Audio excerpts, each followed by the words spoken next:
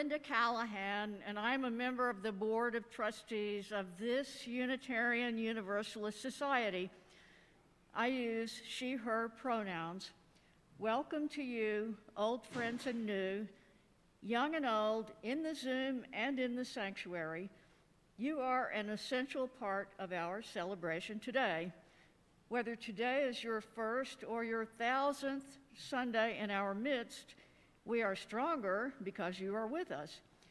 We are one people of many beliefs, many origins, sexualities, and genders. We are all growing, all learning, all loved. Just as you are welcome here.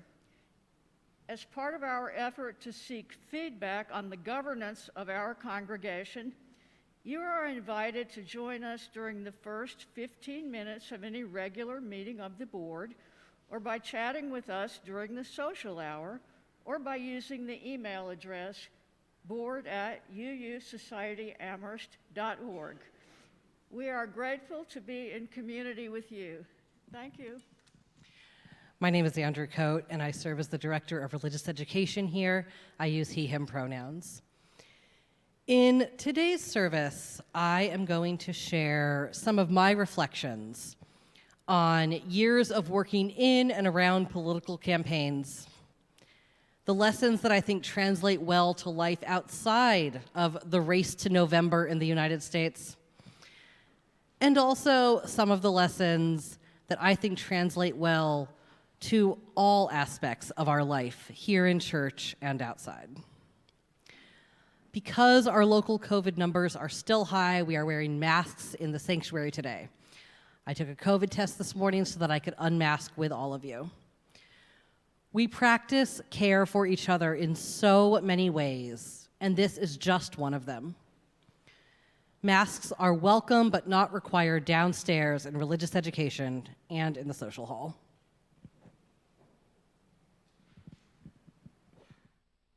Rachel Hayes. I am minister of this congregation. I use she, her pronouns. Our call to worship is a poem, Let Them Not Say, by Jane Hirschfield. Let them not say, we did not see it. We saw. Let them not say, we did not hear it. We heard. Let them not say, they did not taste it. We ate, we trembled. Let them not say it was not spoken, not written. We spoke. We witnessed with voices and hands. Let them not say they did nothing. We did not enough. Let them say, as they must say something, a kerosene beauty. It burned. Let them say we warmed ourselves by it, read by its light, praised, and it burned.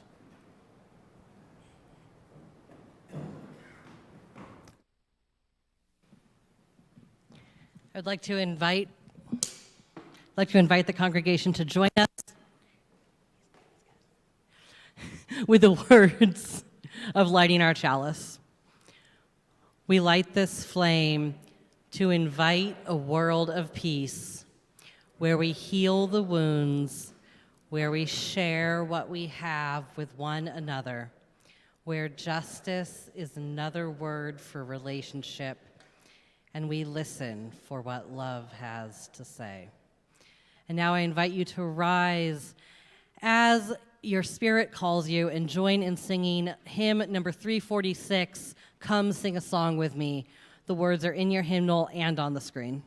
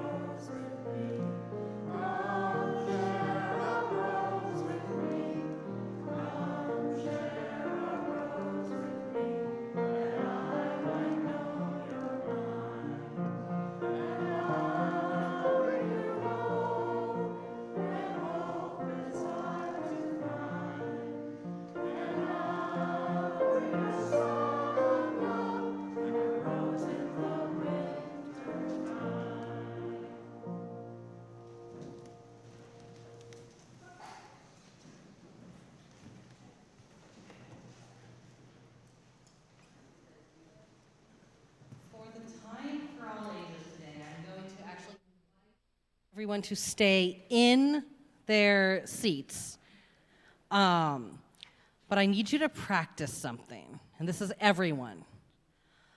So, when I gesture to you, I want you to say, "That's not my problem." Stomp your foot, all right? All right, so, "That's not my problem." Good. Once upon a time, there was a queen. And this queen liked everything to be perfect. She didn't want to hear about the troubles of the kingdom. She didn't want to hear about the dirty work. She didn't want to hear about who took out the trash or swept the hallways. And she certainly didn't want to see it happen. So one day, she was sitting on her balcony. She was eating rice cakes and honey with her chief advisor. And as they ate, they gazed down at the busy street below. The queen pointed to something in the distance, and as she did, a drop of honey fell from her rice cake, and it landed on the balcony railing. "My queen," said her advisor, you've spilled a small drop of honey. Shall I call a servant to come clean it up?" The queen laughed. "A little drop of honey is not my problem. Someone will clean it later when I'm not watching."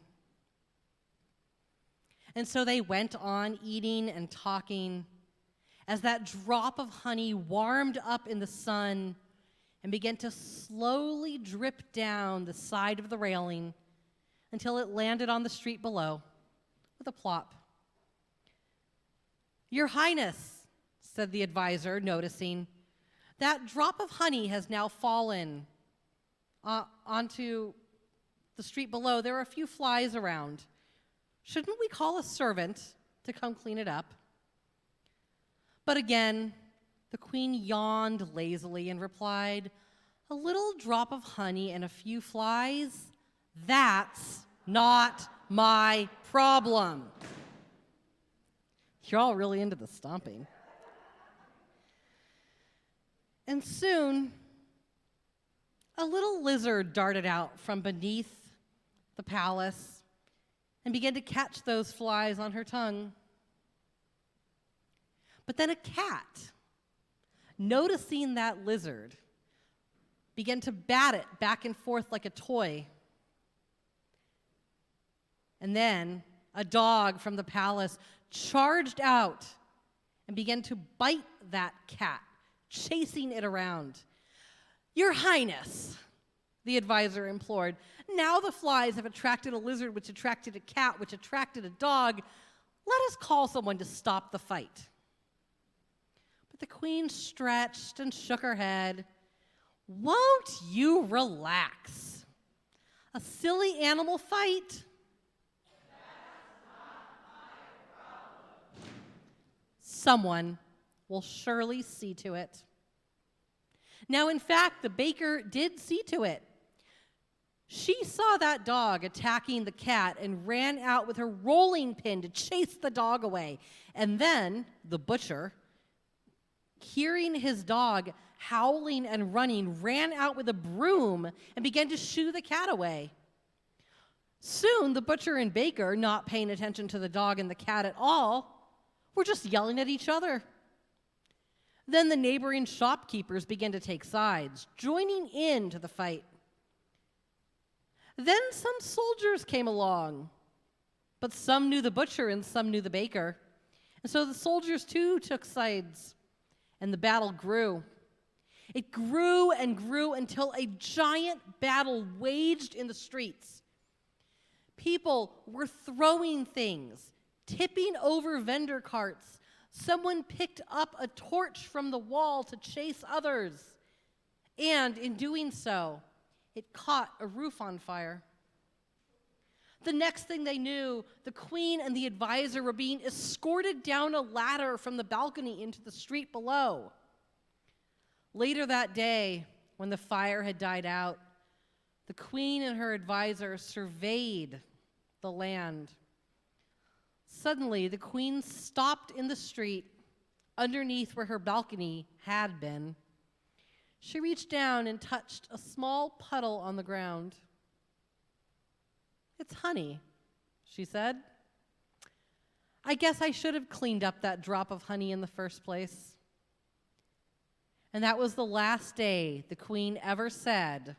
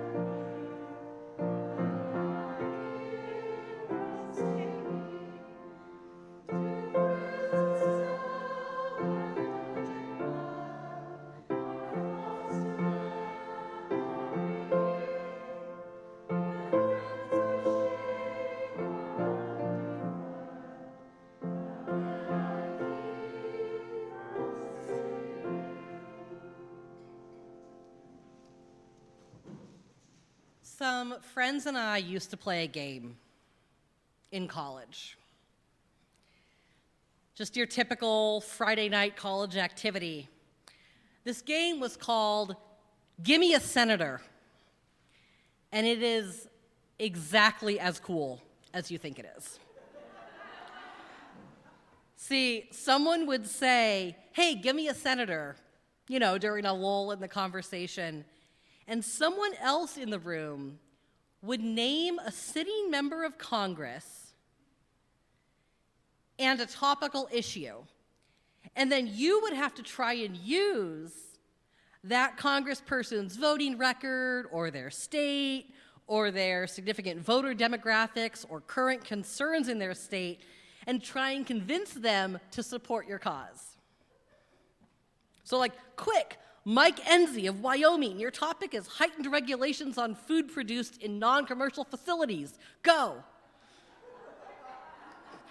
This is a game I legitimately played. And we called it a game. By the time I had graduated college, I had lobbied Congress.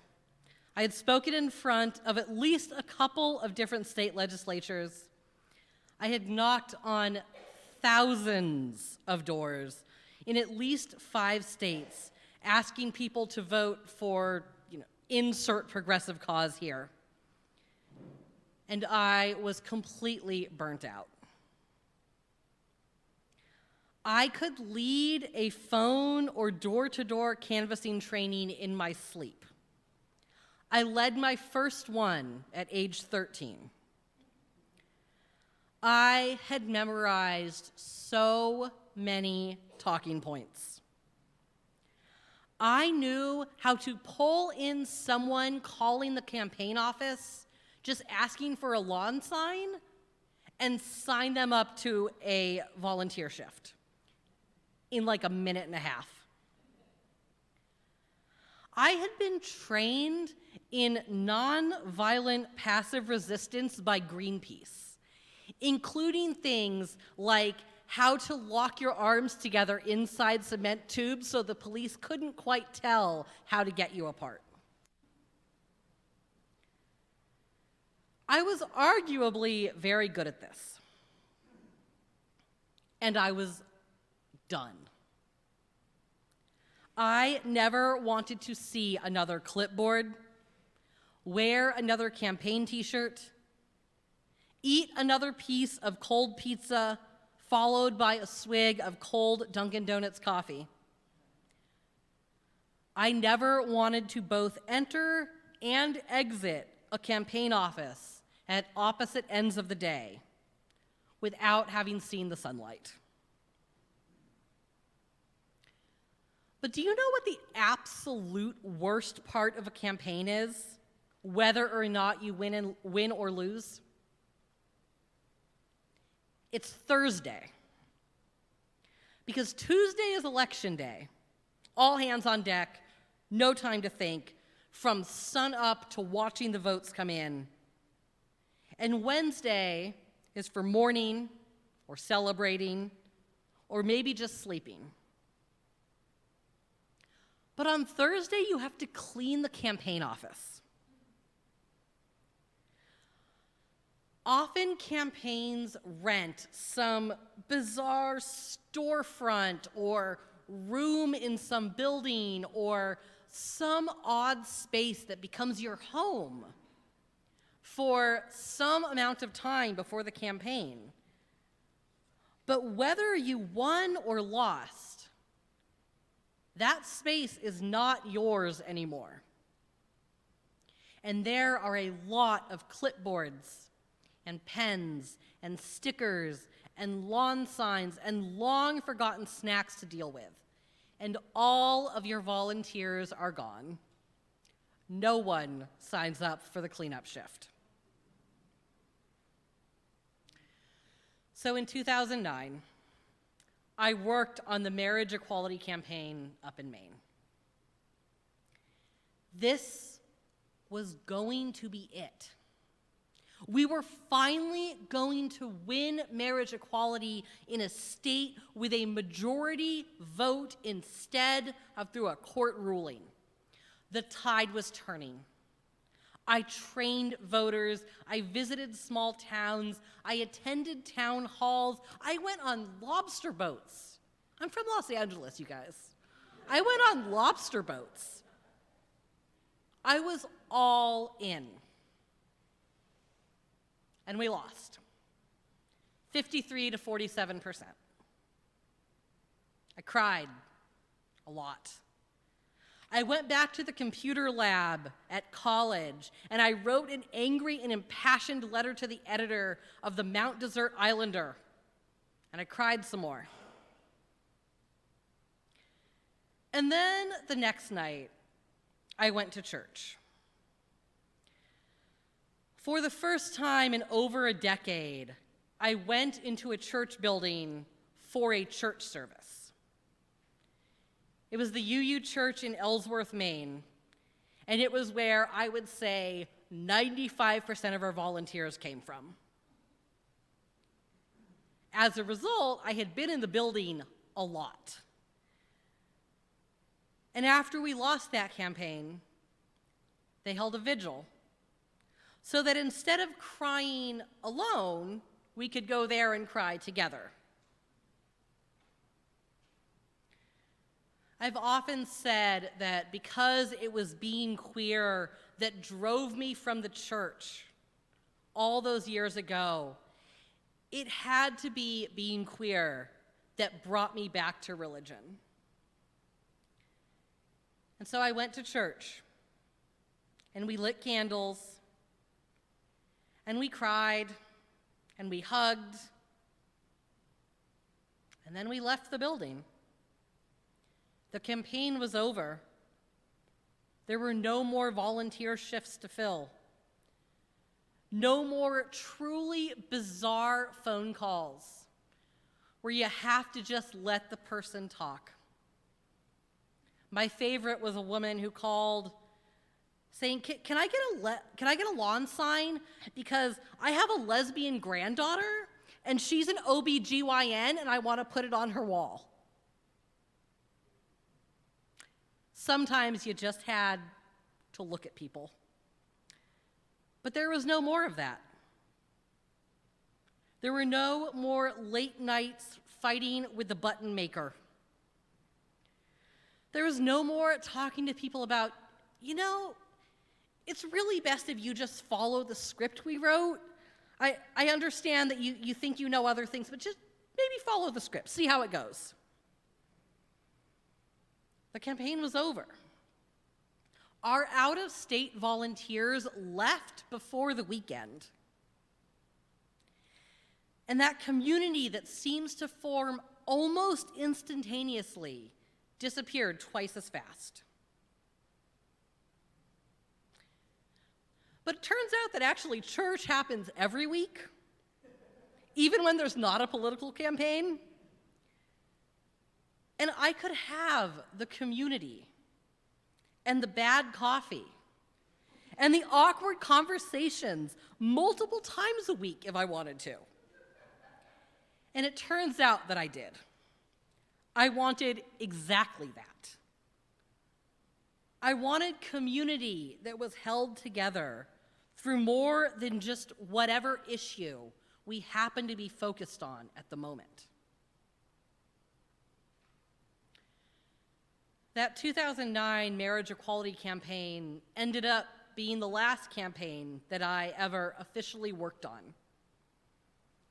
I volunteered a bit and I wrote postcards, but I was in grad school, and then I became a parent, and then there was that whole global pandemic thing. But those years of political campaigns did teach me some truly amazing lessons. And so that's what I want to share with you today. Lawn signs don't vote. People vote. Now, this is very true, and it's something that campaign organizers will say to each other because all anyone ever does is call your office asking for a lawn sign. And you're like, sure, yeah, come on by, grab one. Hey, do you have a few hours on Saturday? Lawn signs can also be a huge hassle. Up in Maine, there is state legislation that lawn signs have to be removed from all public right-of-ways by 48 hours after the election. No one volunteers to remove the lawn signs. Some candidates or campaigns get so focused on signage that they don't focus enough on talking to actual voters. But I think lawn signs do serve a purpose.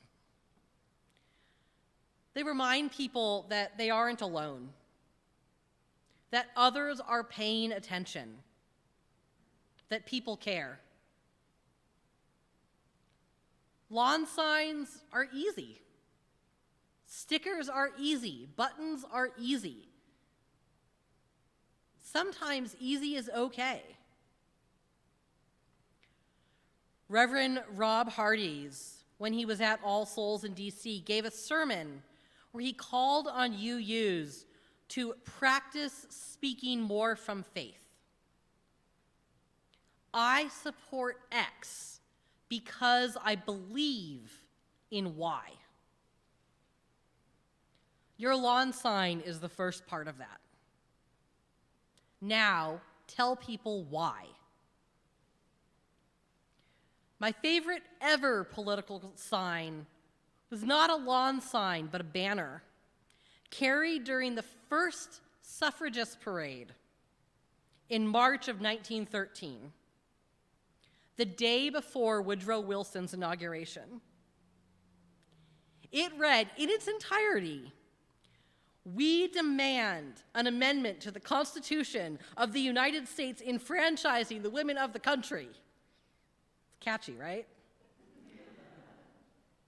Your lawn sign doesn't need to be a thesis statement. I think more should be, but it doesn't need to be. Because you put up the sign, you wear the shirt, and then you tell people why.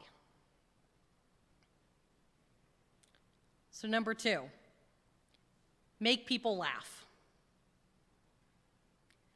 You cannot be 100% serious 100% of the time, even if a campaign is really important.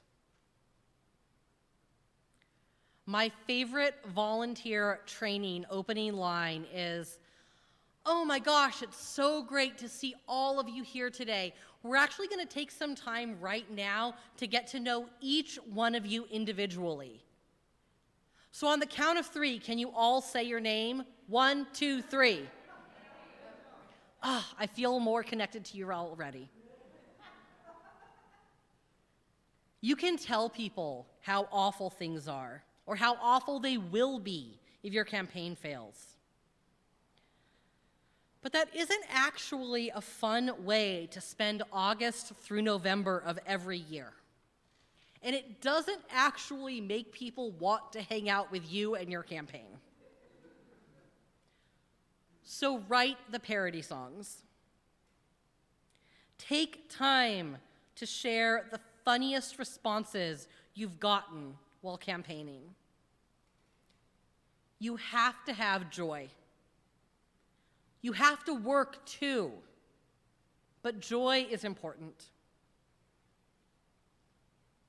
Number 3, take a nap. You aren't that special. Rest. Take a break. Breathe. Take a day off. I promise you that you taking a day off will not be the reason that a campaign wins or fails. Because if you are the only person doing something for a campaign, your campaign is not going to win. If your campaign cannot handle a different person doing a thing in a different way than you, you're not going to win. Which leads me to point 4. Let people have their pet projects. I'm going to let you in on a secret. I hate lobby days. I'm not saying that they're not important or they never do anything, but they are not my thing. For those of you who have never had the privilege, a lobby day is where you go to the State House, everyone wears a matching t-shirt, and you go into different offices, hopefully of someone who maybe represents you, but not always. And you ask to speak to the senator or the representative. And they are never available. And so some 21-year-old college aide comes out and stands there and smiles and listens to you fumble through your script. And then they tell you how their boss was already going to vote on some issue. I don't enjoy this. But some people really do.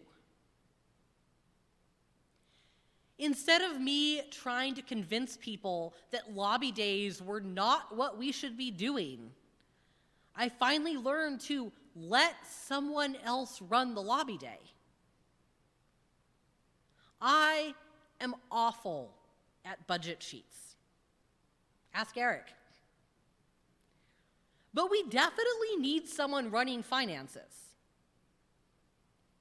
We need a finance department in a congregation, in a campaign, at work. We also need someone to pick up the snacks. So if someone has to pick up the snacks, might as well be someone who enjoys picking up the snacks. Raise your hand if you've ever made coffee at church. Keep your hand up if you enjoy making coffee at church. Interesting. Sometimes someone just has to make the coffee, even if you don't enjoy it. But let people take on the things that excite them, even or especially if they do not excite you. 5, have community outside of the campaign. Have your book club, or your community soccer league, or your movie night, or your organic gardeners of Western Massachusetts and Eastern New York. Have something. Don't put yourself or your life on hold.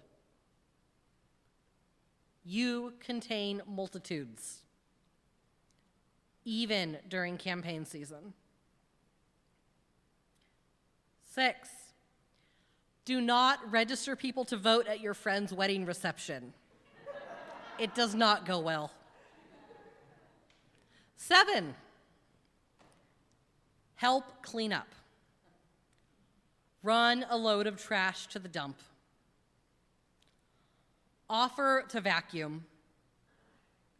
Help the campaign team organize the stuff instead of just chucking everything dejectedly into a box. You will be someone's hero, I promise. Now, these things are not all about political campaigns. They're also about church, home, your job, the organic gardeners of Western Massachusetts and southeastern New York. A Quaker from the 1600s named Edward Burrough said, "We are not for names, nor men, nor titles of government, nor are we for this party, nor against the other, because of its name and pretense, but we are for justice and mercy and truth and peace and true freedom, that these may be exalted in our nation."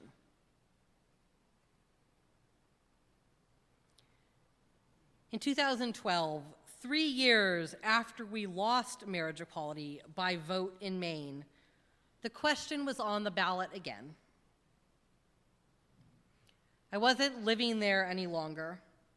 I was in my first year of grad school in Boston and working at World's Strangest Bookstore. But I was following the campaign closely, watching people who had been my friends in 2009 and people who were brand new to the campaign. And the night of the election, on a whim, I traveled back up to Portland to hang out with some of those friends from 3 years before. And we won. By the exact reversed margin we had lost to 3 years before, 53 to 47.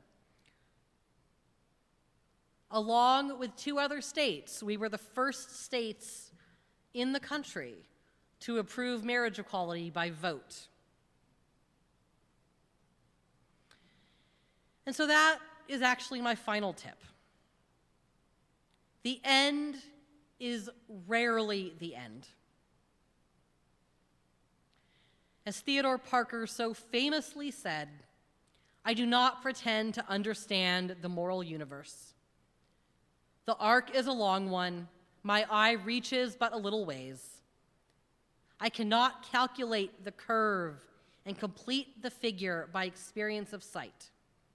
I can divine it by conscience, and from what I see, I am sure that it bends toward justice. And so keep that in mind as we go forward, whether it is the campaign season for you, whether you are on the board of this here Unitarian Universalist congregation,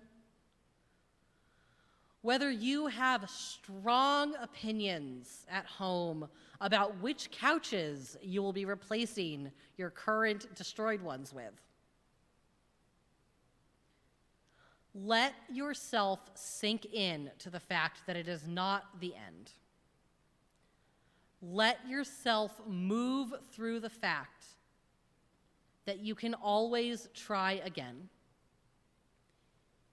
If your campaign loses this time, if your partner picks the ugliest couches known to humankind, if for some unknown reason you are sitting in a board meeting at 9:45 at night talking about carpet colors, know that it is not the end. Know that you can always try again. And with that, I believe our music for Swimming to the Other Side. We are going to join in singing Swimming to the Other Side. Sorry, no, we're not going to join in singing it. The choir is going to sing an anthem. I thought we were going to sing it. We're going to listen to Swimming to the Other Side, but I'm going to tell you real quick. This song was played over and over and over in that campaign office when we were fighting for marriage equality, and it holds a special place in my heart for that. We're going to sing it some.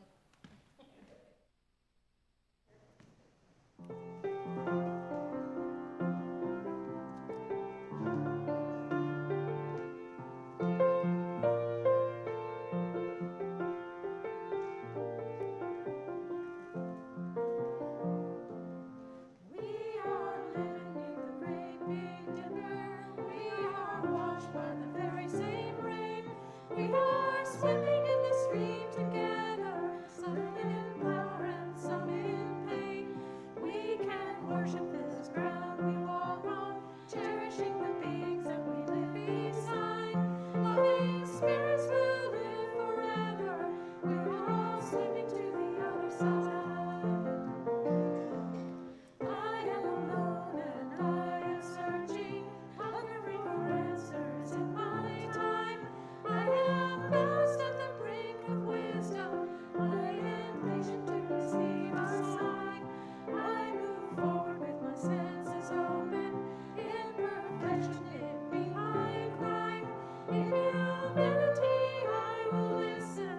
We're all swimming to the other side.